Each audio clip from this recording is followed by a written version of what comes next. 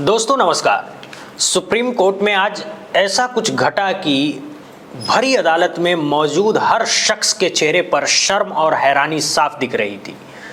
सिर्फ लोग ही नहीं बल्कि खुद माननीय जज भी असहज नजर आए। सुप्रीम कोर्ट के भीतर ये वाकया इतना बड़ा था कि पूरी कोर्ट रूम में खामोशी छा गई।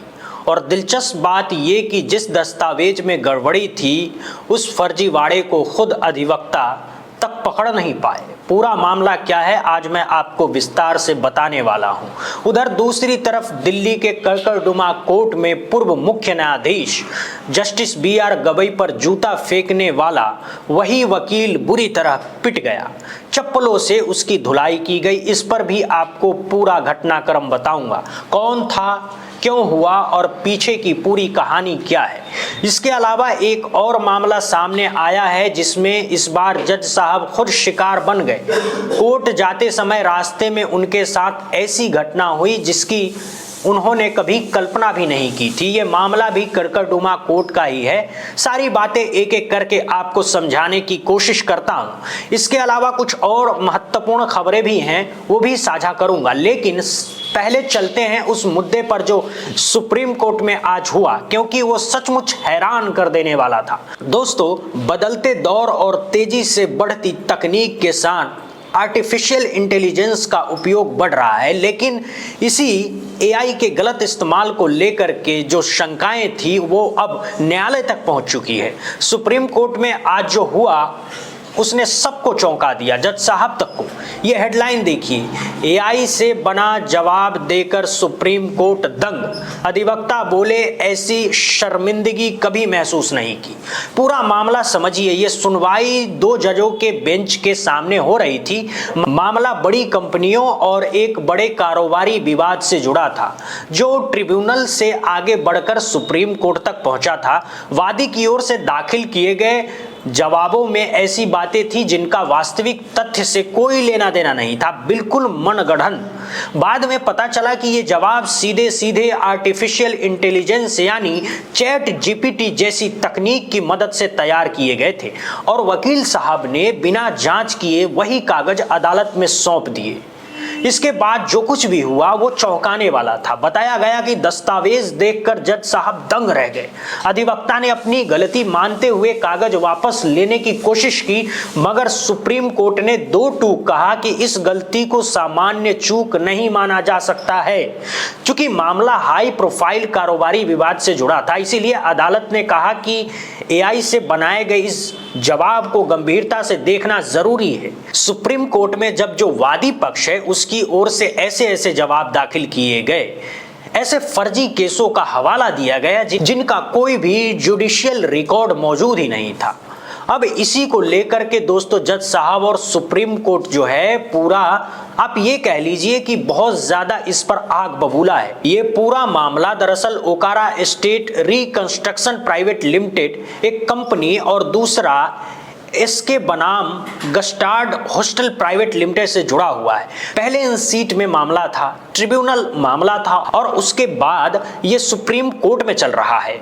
सुनवाई के दौरान सीनियर वकील नीरज किशन कौल ने जस्टिस दीपांकर दत्ता और जस्टिस ऑगस्टिन जॉर्ज मसीह की बेंच के सामने कुछ ऐसे खुलासे किए जिसके बाद जज साहब भी दंग रह गए। उन्होंने कहा कि साहब मिलोड, ये जो इसमें आरोप लगाए गए हैं, जिन केसेस की बात की गई है, ये केसेस तो है ही नहीं। इनके जो जुडिशियल रिकॉर्ड है वो मिल ही नहीं रहे हैं। जो कानूनी निष्कर्ष निकाले गए वो पूरे तरीके से मनगढ़ंत हैं। अब इस पर सुप्रीम कोर्ट ने साफ साफ गंभीरता से इसको लेते हुए 2 टूक कहा है कि ये सुप्रीम कोर्ट को गुमराह करने के लिए फर्जी केस कानून गढ़ने की कोशिश है। आप ये समझिए, ये कहा कि इस पूरे मामले में अब इसको और ज्यादा सीरियसली देखा जाएगा। अब आप सोचिए कि सुप्रीम कोर्ट एक दिन में कई मामले, दर्जनों मामले सुनाता है और उसके बीच में एक तरीके के कांड हो रहे हैं। ये पूरा का पूरा मामला दोस्तों देख के हर कोई हैरान है। वकील साहब माफी मांगते रहे लेकिन जज साहब ने कहा कि माफी तो नहीं मिलेगी, इसकी गंभीरता से जांच की जाएगी। इसी बीच दोस्तों एक और खबर आई कड़कड़डुमा कोर्ट में। वो वकील जिसने पूर्व chief justice of India justice BR Gavai पर जूता फेंका था, उसको किसी ने बहुत मारा और चप्पलों से मारा, और पीटते पीटते वकील साहब जब खुद को बचा नहीं पाए तो सनातन धर्म जिंदाबाद, जय श्री राम के नारे लगाए। अब आप ये सोचिए कि वकील साहब को आसरा वही का है, लेकिन जो कांड इन्होंने CGI के साथ किया था, जस्टिस BR गवई के साथ किया था, अब उनको उनकी याद इसको लेकर के सोशल मीडिया के तमाम सारे लोग अलग अलग तरीके से लिख रहे हैं।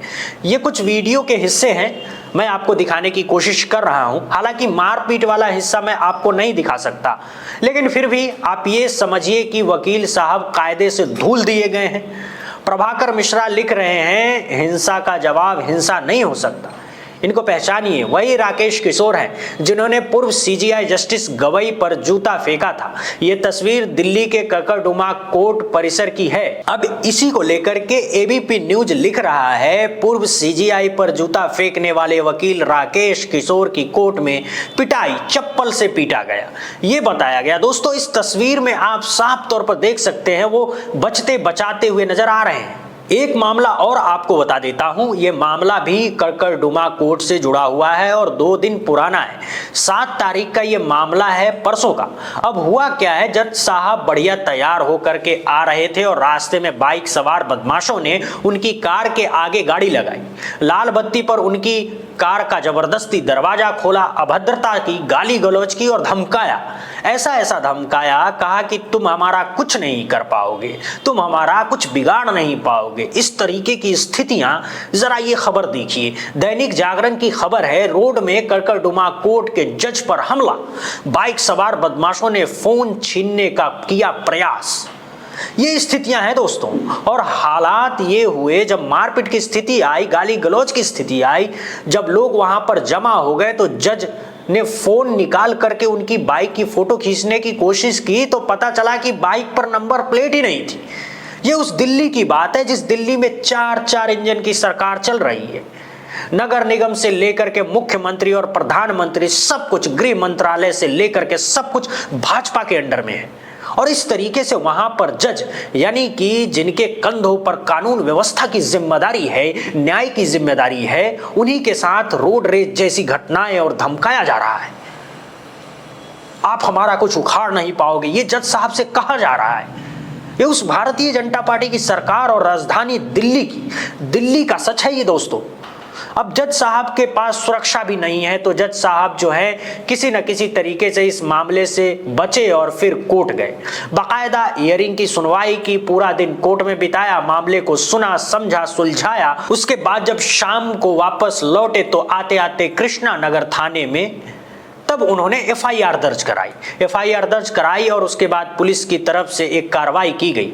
प्रशांत गौतम शाहदरा पुलिस उपायुक्त का एक बयान है जिसमें कहा गया, आपके स्क्रीन पर है देखिए, कहा गया कि पुलिस ने वारदात को अंजाम देने वाले बुलंदशहर के गुलावटी स्थित गांव बराल निवासी किशन तोमर को गिरफ्तार कर लिया गया है। वारदात वाले दिन वो वेकम थाने में दर्ज हत्या के प्रयास में केस में कड़कड़डुमा कोर्ट में पेशी पर जा रहा था, मतलब अपराधी था।